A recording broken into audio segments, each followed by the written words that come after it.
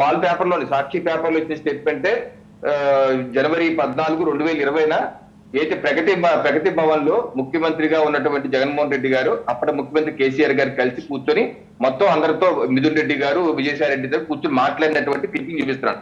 వీళ్ళు ఇద్దరు ముఖ్యమంత్రులు ఏమన్నా తెలుసా? విభజన చట్టం నుండి 9, 10 షెడ్యూల్లో పేర్కొన్న ప్రభుత్వ రంగ సంస్థలు విభజన విషయంలో అనవసరమైన పంచాయతీ ఉంది, దీన్ని పరిష్కరించుకోవడంతో పెద్ద కష్టమేమీ కాదు అని ఇద్దరు సీఎంలు అభిప్రాయపడ్డారు. ఇద్దరు సీఎంలు ఇచ్చినటువంటి జాయింట్ స్టేట్మెంట్ వాల్ పేపర్ లో రాశారు.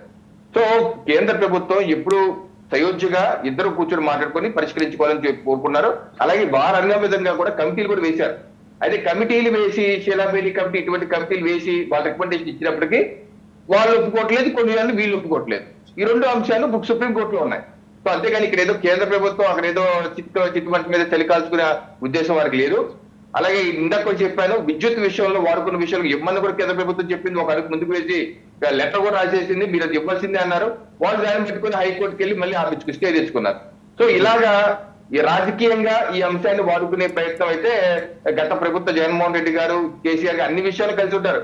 ఇది వాళ్ళ ఎంపీ రఘురామరాజు గారిని అరెస్ట్ చేసి తీసుకురావడంలో సయోధ్యగా ఉంటారు, కానీ విభజన అంశాల్లో ఏ ఒక్క అంశాన్ని పరిష్కరించుకోవడం మాత్రం సయోధ్యగా ఉండరు. సో అటువంటి కప్పదాటి ధోరణి వ్యవహరించారు. వాళ్ళకి కావాల్సిన విషయంలో సయోధ్య ఉంటది, మిగతా విషయంలో కాదు. మేము అందరికన్నా సయోధ్యగా ఉంటామని నమ్మబలికి ఎలక్షన్ 2019 ఎలక్షన్ ముందు తర్వాత కావచ్చు ఇలాగా ఉన్నటువంటి వ్యక్తులు చేసింది ఏం లేదు.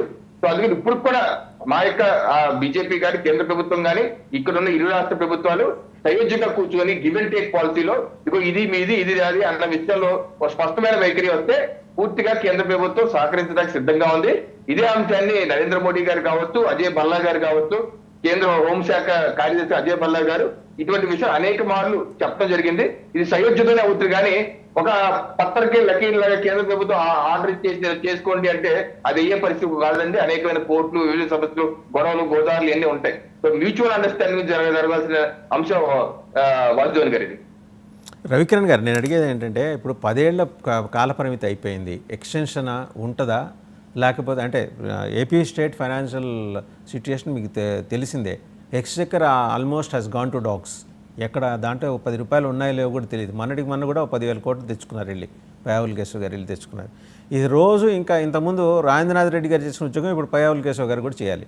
రోజు ఢిల్లీ వెళ్ళటం, బెగ్గింగ్ బౌల్తో నుంచోటం, ఇది కరెక్ట్ కాదు కదా. రాష్ట్రాల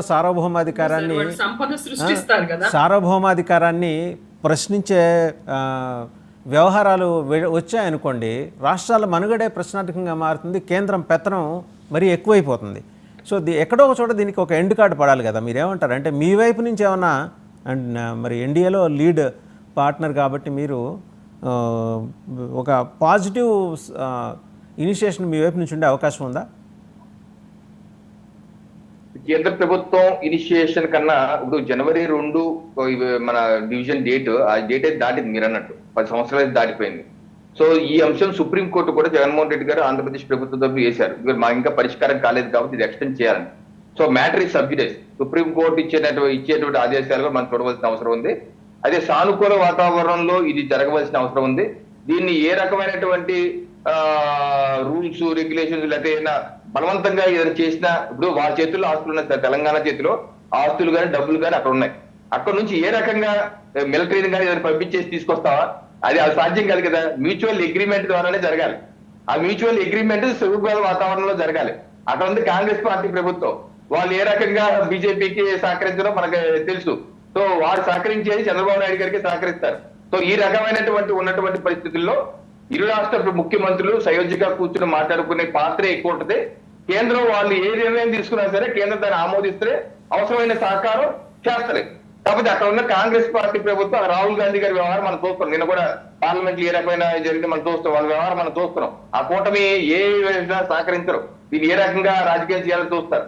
సో అందుకనే కేంద్ర ప్రభుత్వం ఇన్వాల్వ్ అయితే ఇంకో రకమైన సమస్య పెరుగుతేమో ఒక రకంగా చంద్రబాబు నాయుడు గారే వెళ్ళి మాట్లాడి సమస్యను పరిష్కరించుకుంటాం బాగుంటుంది ప్రస్తుత పరిస్థితుల్లో రాజకీయంగా అని నేనైతే వ్యక్తం చేస్తాను. అయితే సుప్రీంకోర్టులో కూడా ఉంది కాబట్టి మార్గదర్శకాలు కూడా మనం ఒక పాయింట్ వాసుదేవన్ గారు చెప్పండి. కేంద్రంలో ఉన్నటువంటి అధికార పక్షం బీజేపీ పార్టీ, ప్రతిపక్షం కాంగ్రెస్ పార్టీ. ఆంధ్రప్రదేశ్ కు వచ్చేపాటికి కనీసం మేనిఫెస్టో మీద చెయ్యి కూడా పెట్టనటువంటిది బీజేపీ పార్టీ. అదే విధంగా కాంగ్రెస్ పార్టీ ఆంధ్రప్రదేశ్ కి సంబంధించినటువంటి మేనిఫెస్టోలో ప్రత్యేక హోదా పెట్టింది, అదే విధంగా విభజన హామీలను పరిష్కరిస్తామని పెట్టింది, అన్ని రకాలుగా ఆంధ్రప్రదేశ్ కి కనీసం హామీ ఇచ్చింది. చేసినా చెయ్యపోయినా బీజేపీ చేస్తుందని నమ్మకం లేదు, అటు కాంగ్రెస్ చేస్తుందని నమ్మకం లేదు. ఎందుకంటే చిత్తశుద్ధి కనిపించట్లేదు. కనీసం బీజేపీ పార్టీ కనీసం కాంగ్రెస్ పార్టీ మేనిఫెస్టోలో పెట్టింది. మేనిఫెస్టోలో మీరు మా మేనిఫెస్టో ఆంధ్రప్రదేశ్ ప్రభుత్వం మీద ఆంధ్రప్రదేశ్ ప్రజల మీద మీకున్నటువంటి ప్రేమ సార్. మీరు రవికిరణ్ గారు మీకు ఆంధ్రప్రదేశ్ నుంచి సీట్లు కావాలి, ఓట్లు కావాలి, సీట్లు కావాలి, ఓట్లు కావాలి. మీకు మాత్రం ఆంధ్రప్రదేశ్ మీద ఆంధ్రప్రదేశ్ సమస్యల్ని పరిష్కరించేటువంటి చిత్తశుద్ధి లేదు. మీకు చిత్తశుద్ధి ఏమాత్రం లేదు. మీకు చిత్తశుద్ధి ఏమాత్రం లేదు. అది ఖచ్చితంగా కనిపిస్తుంది. మాట్లాడితే వికసిత భారత్ అంటారు, వికసిత భారత్ అంటారు. రైట్ అండి, థ్యాంక్ యూ. రేపు ఎలాగో 6వ తారీఖు సమావేశం